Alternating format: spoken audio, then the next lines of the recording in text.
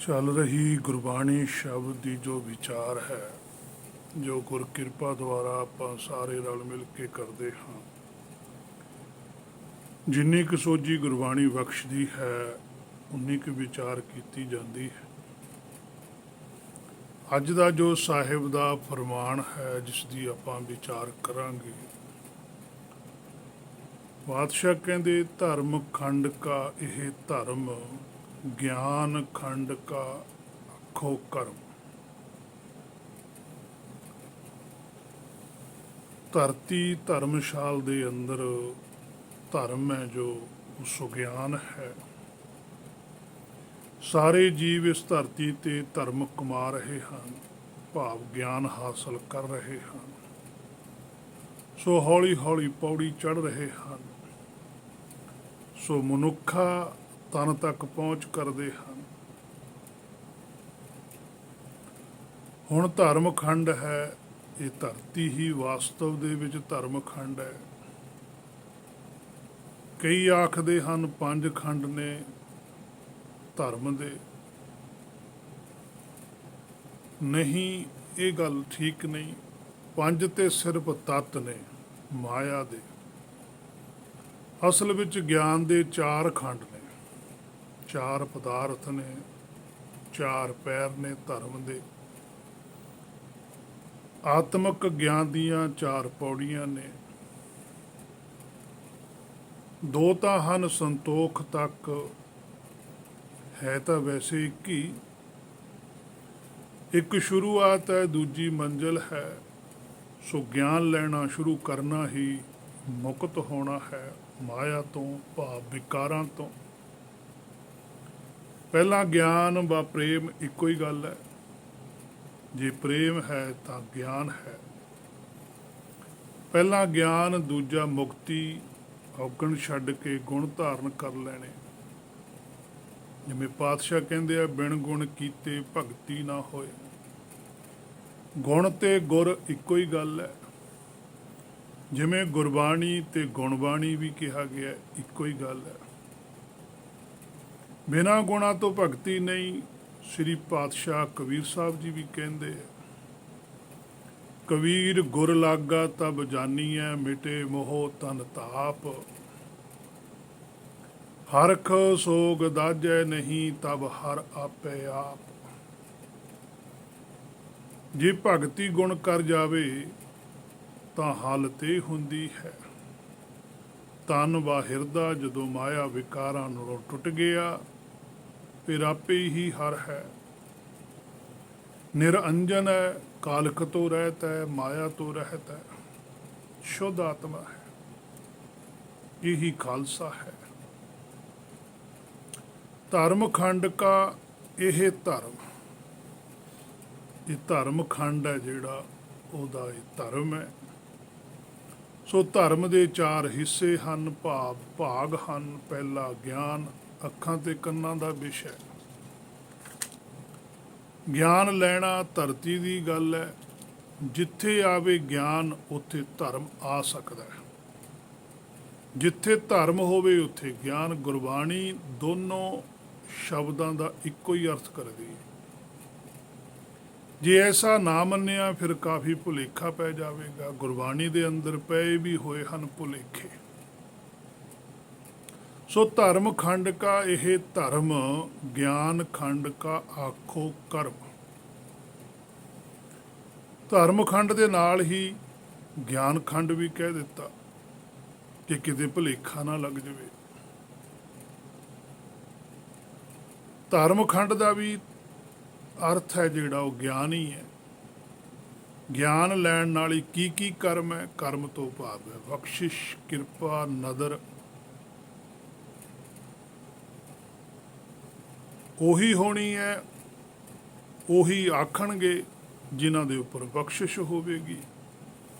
ਗੁਰੂ ਨਾਨਕ ਜੀ ਧਰਮ ਖੰਡ ਵਿੱਚ ਧਰਮ ਵਾ ਗਿਆਨ ਲੈ ਕੇ ਹੀ ਕੀ ਤਬਦੀਲੀ ਸਾਡੇ ਅੰਦਰ ਆਉਣੀ ਹੈ, ਕੀ ਪ੍ਰਾਪਤੀ ਹੋਵੇਗੀ ਗਿਆਨ ਨਾਲ। ਸੋ ਥੋੜ੍ਹਾ ਜਿਹਾ ਆਪਾਂ ਭਗਤੀ ਵਾ ਗਿਆਨ ਬਾਰੇ ਵੀ ਵਿਚਾਰ ਕਰ ਲਈਏ। ਕਿਉਂਕਿ ਇਹ ਵੀ ਜ਼ਰੂਰੀ ਹੈ ਜੋ ਅੱਜ ਸਾਡੇ ਪ੍ਰਚਾਰ ਹੈ ਉਹ ਕੁਝ ਹੋਰ ਹੈ ਵਾ ਗੁਰਮਤ ਕੁਝ ਹੋਰ ਕਹਿੰਦੀ ਹੈ। ਸੋ ਕਈ ਕਹਿੰਦੇ ਹਨ ਕਿ ਭਗਤੀ 9 ਪ੍ਰਕਾਰ ਦੀ ਹੁੰਦੀ ਹੈ, ਕੋਈ ਹੋਰ ਮਤਾਂ ਵਾਲਾ ਕਹੇ ਤਾਂ ਉਸ ਨੂੰ ਸਮਝਾਇਆ ਜਾ ਸਕਦਾ ਹੈ, ਜਾਂ ਭਗਤਾਂ ਨੇ ਉਹਨਾਂ ਨੂੰ ਹੀ ਸਮਝਾਇਆ ਸੀ ਪਰ ਉਹ ਸਮਝੇ ਨਹੀਂ। ਸੋ ਅੱਜ ਗੁਰਬਾਣੀ ਪੜ੍ਹਨ ਸੁਣਨ ਵਾਲੇ ਜਦੋਂ ਭਗਤੀ 9 ਪ੍ਰਕਾਰ ਦੀ ਆਖਦੇ ਹਨ ਤਾਂ ਹੈਰਾਨੀ ਹੁੰਦੀ ਹੈ ਕਿ ਗੁਰਬਾਣੀ ਤਾਂ ਕਹਿੰਦੀ ਹੈ ਕਿ ਇਹ ਕੀ,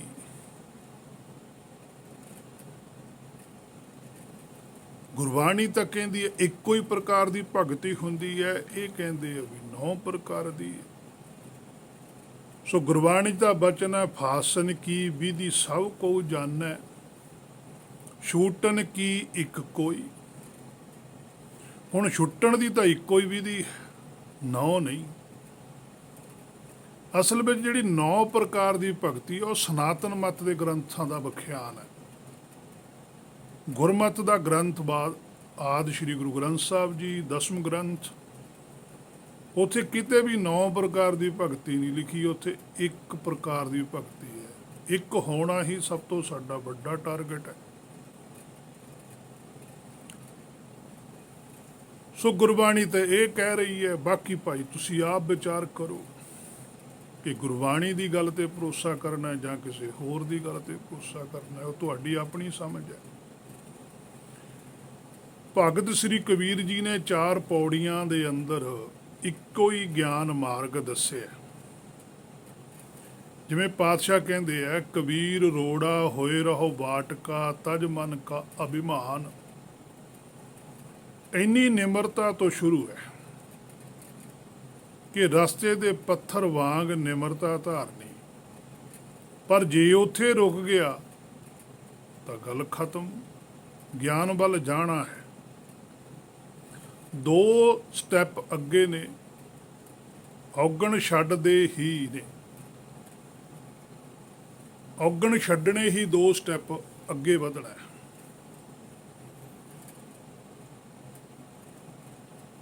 ਤੇ 2 ਸਟੈਪ ਮਾਇਆ ਤੋਂ ਬਾਹਰ ਨਿਕਲਣ ਦੇ ਹਨ। ਗੁਰਬਾਣੀ ਦਾ ਉਪਦੇਸ਼ ਇੱਥੋਂ ਤੱਕ ਹੈ ਜੋ ਅਸੀਂ ਅੱਖਾਂ ਨਾਲ ਪੜ੍ਹਦੇ ਵਾ ਕੰਨਾਂ ਨਾਲ ਸੁਣਦੇ ਹਾਂ, ਉਹ ਗੁਰਬਾਣੀ ਹੈ।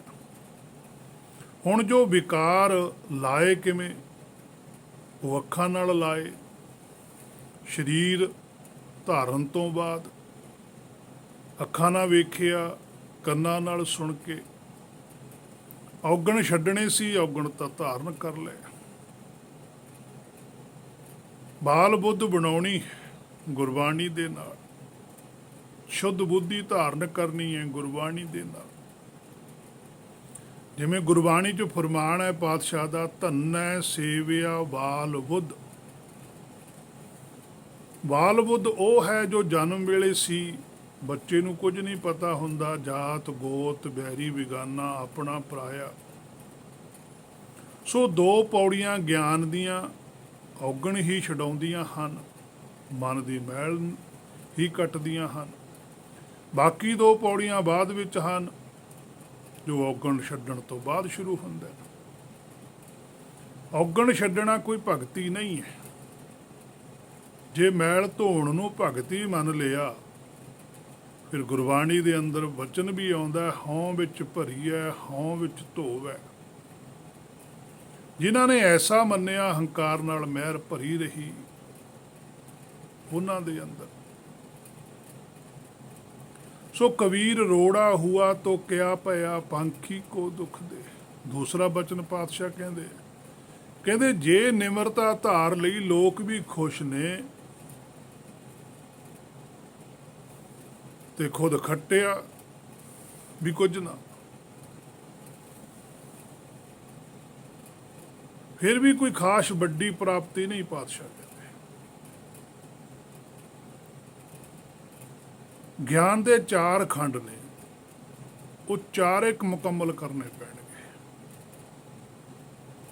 4 ਹੀ ਲਾਵਾਂ ਨੇ, 4 ਹੀ ਪਹਿਰ ਨੇ, ਸੋ ਕਬੀਰ ਸਾਹਿਬ ਦੇ ਸ਼ਲੋਕ ਦੇ 4 ਹੀ ਬੰਦ ਨੇ, 4 ਹੀ ਪੌੜੀਆਂ ਨੇ। ਗਿਆਨ ਇੱਕੋ ਹੀ ਹੈ। ਸੋ ਗਿਆਨ ਦੇ ਨਾਲ ਮੁਕਤੀ ਹੁੰਦੀ ਹੈ। ਮੁਕਤੀ ਤੋਂ ਅੱਗੇ ਭਗਤੀ ਹੈ। ਜਿਵੇਂ ਪਾਤਸ਼ਾਹ ਕਹਿੰਦੇ ਆ, ਮੁਕਤ ਬੱਪੜੀ ਪੀ ਗਿਆਨੀ ਤਿਆਗੈ। ਹੁਣ ਮੁਕਤੀ ਤੋਂ ਅੱਗੇ ਹੈ ਅਸਲੀ ਖੇਡ। ਮੁਕਤੀ ਤਾਂ ਜਿਹੜਾ ਗਿਆਨੀ ਹੁੰਦਾ ਉਹ ਛੱਡ ਜਾਂਦਾ ਹੈ।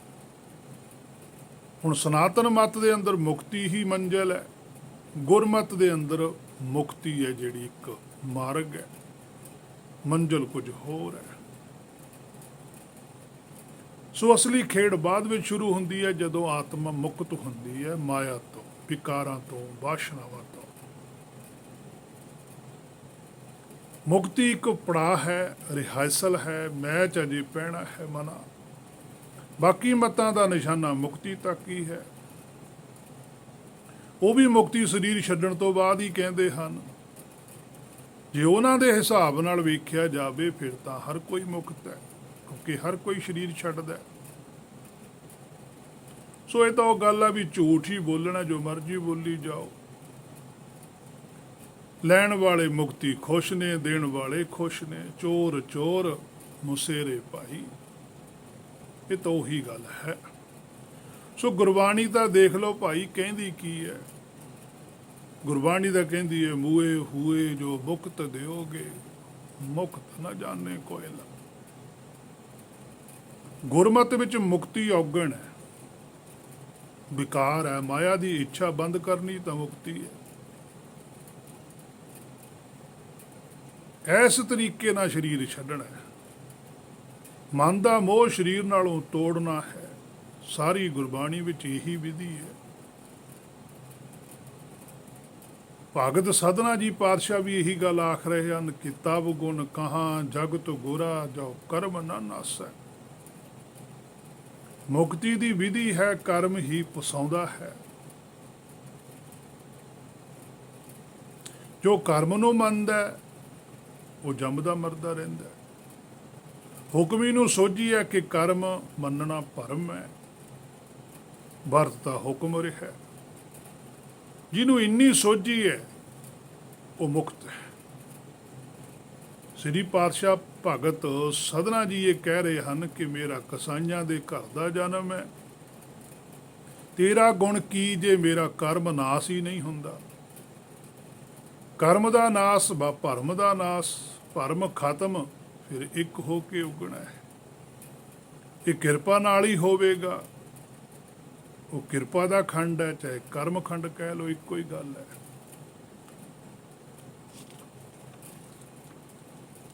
ਇਹ ਜ਼ਰੂਰੀ ਹੈ। ਜਿੰਨਾ ਚਿਰ ਅਸੀਂ ਇਸ ਗੱਲ ਦੀ ਸੋਝੀ ਨਹੀਂ ਪ੍ਰਾਪਤ ਕਰਦੇ, ਉਨਾ ਚਿਰ ਜੀਵਨ ਸਵੱਛ ਨਹੀਂ ਹੁੰਦਾ। ਸੋ ਧਰਮ ਖੰਡ ਕਾ ਇਹ ਧਰਮ, ਕਿ ਧਰਮ ਖੰਡ ਦੇ ਅੰਦਰ ਕੀ ਹੁੰਦਾ ਉਹਦੀ ਗੱਲ ਪਾਤਸ਼ਾਹ ਦੱਸਦੇ। ਧਰਮ ਖੰਡ ਕੀ ਹੈ? ਗਿਆਨ ਖੰਡ ਕਾ ਆਖੋ ਕਰਮ। ਗਿਆਨ ਪ੍ਰਾਪਤ ਕਰ ਲੈਣਾ, ਗਿਆਨ ਦੇ ਹਿੱਸੇ ਨੂੰ ਪ੍ਰਾਪਤ ਕਰ ਲੈਣਾ। ਆਖੋ ਕਰਮ, ਉਸ ਹਿੱਸੇ ਵਿੱਚ ਕੀ ਪ੍ਰਾਪਤੀ ਹੋਈ ਹੈ, ਕੀ ਬਖਸ਼ਿਸ਼ ਹੋਈ ਹੈ, ਉਹ ਦੱਸਣਾ ਹੈ ਕਿ ਤੁਹਾਨੂੰ ਪ੍ਰਾਪਤ ਕੀ ਹੋਇਆ। ਤੇ ਜਿੰਨਾ ਚਿਰ ਕਿਸੇ ਨੂੰ ਕੁਝ ਦੱਸਿਆ ਹੀ ਨਹੀਂ ਜਾਂਦਾ, ਫਿਰ ਕਿਵੇਂ ਪਤਾ ਲੱਗੇਗਾ ਵੀ ਇਹਨੂੰ ਕੋਈ ਪ੍ਰਾਪਤੀ ਹੋਈ ਵੀ ਹੈ ਕਿ ਨਹੀਂ ਹੋਈ। ਫਿਰ ਉਹਦੇ ਨਾਲ ਰਲਾਇਆ ਵੀ ਜਾਂਦਾ ਕਿ ਜਿਹੜੀ ਪ੍ਰਾਪਤੀ ਇਹਨੂੰ ਹੋਈ ਹੈ ਕਿ ਵਾਕਈ ਉਹ ਸੱਚਖੰਡ 'ਚ ਪ੍ਰਵਾਨ ਹੈ ਕਿ ਨਹੀਂ। ਉਹਦੇ ਲਈ ਗੁਰਬਾਣੀ ਹੈ। ਸਮੇਂ ਸਮੇਂ ਤੇ ਭਗਤ ਪ੍ਰਗਟ ਹੁੰਦਾ ਰਹਿੰਦਾ। ਸੋ ਉਸ ਤੋਂ ਅਗਲਾ ਬਚਨ ਹੈ, ਪਾਤਸ਼ਾਹ ਕਹਿੰਦੇ ਕੇਤੇ ਪਵਨ ਪਾਣੀ ਵੈ ਸੰਤਰ, ਕੇਤੇ ਕਾਨ ਮਹੇਸ਼।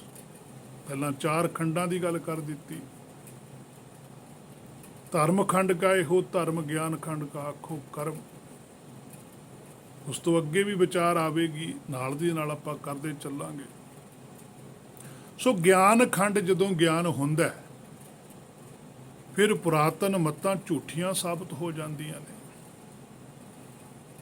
ਜੋ ਆਖਦੀਆਂ ਹਨ ਤੇ ਜਾਂ ਪਹਿਲਾਂ ਕਹਿੰਦੀਆਂ ਸਨ ਕਿ ਹਵਾ ਇੱਕ ਹੈ, ਪਾਣੀ ਇੱਕ ਹੈ, ਅੱਗ ਇੱਕ ਹੈ। ਤੇ ਹੁਣ ਵੇਖੋ ਗੁਰਬਾਣੀ ਕੀ ਕਹਿੰਦੀ ਹੈ। ਗੁਰਬਾਣੀ ਕਹਿੰਦੀ ਹੈ ਕੇਤੇ ਪਵਨ ਕਿੰਨੀਆਂ ਕੋ ਹਵਾਵਾਂ ਨੇ, ਪਾਣੀ ਪਤਾ ਨਹੀਂ ਕਿੰਨੇ ਕੁ ਨੇ। ਕੈਸੀ ਖੇਡ ਹੈ ਗੁਰਬਾਣੀ ਦੀ। ਕਿੰਨੇ ਤਰ੍ਹਾਂ ਦੀ ਪਵਨ ਹੈ, ਹਵਾ ਕਿੰਨੇ ਤਰ੍ਹਾਂ ਦੀਆਂ, ਗੈਸਾਂ ਕਿੰਨੀਆਂ ਨੇ। ਕਈ ਜੀਵਾਂ ਲਈ ਖੁਰਾਕ ਹੈ, ਉਹ ਵੀ ਹਵਾ ਹੈ। ਕੋਈ ਗੈਸ ਕਿਸੇ ਲਈ ਚੰਗੀ ਹੈ ਤੇ ਕਿਸੇ ਲਈ ਮਾੜੀ ਹੈ। ਬੇਅੰਤੀ ਗੈਸਾਂ ਨੇ। ਨਵੀਂ ਤੋਂ ਨਵੀਂ ਖੋਜ ਹੋ ਰਹੀ ਹੈ ਮਾਇਆ ਦੀ। ਇਸ ਤਰ੍ਹਾਂ ਹੀ ਪਾਣੀ ਨੇ, ਕਿੰਨੇ ਤਰ੍ਹਾਂ ਦੇ ਰਸ ਨੇ, ਜ਼ਮੀਨ ਚੋਂ ਨਿਕਲਣ ਵਾਲੇ ਦਰਵ, ਤੇਲ ਆਦਿ। ਇਵੇਂ ਅੱਗ ਵੀ ਕਈ ਪ੍ਰਕਾਰ ਦੀ ਹੈ। ਤੇਲ ਨੂੰ ਗਰਮ ਕਰਨ ਨਾਲ ਆਪ ਹੀ ਅੱਗ ਬਣ ਜਾਂਦਾ ਹੈ। ਧਰਤੀ ਵਿੱਚ ਵੀ ਅੱਗ ਹੈ, ਜੀਵਾਂ ਦੇ ਸਰੀਰ ਵਿੱਚ ਵੀ ਅੱਗ ਹੈ। ਇਸੇ ਤਰ੍ਹਾਂ ਬੇਅੰਤ ਹੈ। ਬੇਅੰਤ ਦਾ ਸਭ ਕੁਝ ਹੈ ਹੀ ਬੇਅੰਤ। ਅਸੀਂ ਉਹਦੀ ਪੂਰੀ ਮਾਇਆ ਦਾ ਵੀ ਪਾਰਾਵਾਰ ਨਹੀਂ ਪਾ ਸਕਦੇ। ਉਹਦਾ ਤਾਂ ਪਾਉਣਾ ਹੀ ਕੀ ਹੈ, ਉਹਦੀ ਜਿਹੜੀ ਰਚਨਾ ਰਚੀ ਹੋਈ ਹੈ ਉਹਦਾ ਵੀ ਕੋਈ ਪਾਰਾਵਾਰ ਨਹੀਂ ਹੈ। ਸੋ ਇਸੇ ਕਰਕੇ ਗੁਰਬਾਣੀ ਹੈ ਮੇਰੇ ਮਨਾ ਤੈਨੂੰ ਤੇਰੀ ਹੋਈ ਸੋਝੀ ਕਰਾਉਂਦੇ ਵੀ ਤੂੰ ਆਪਣੇ ਆਪ ਨੂੰ ਹੀ ਜਾਣ ਲੈ। ਤੂੰ ਕਿਸੇ ਨੂੰ ਨਹੀਂ ਜਾਣ ਸਕਦਾ, ਨਾ ਤਾਂ ਬਾਹਰ ਮਾਇਆ ਨੂੰ ਜਾਣ ਸਕਦਾ ਪੂਰੀ ਨੂੰ, ਨਾ ਪਰਮੇਸ਼ਰ ਨੂੰ ਜਾਣ ਸਕਦਾ। ਸਿਰਫ ਆਪਣੇ ਆਪ ਨੂੰ ਜਾਣ ਲੈ।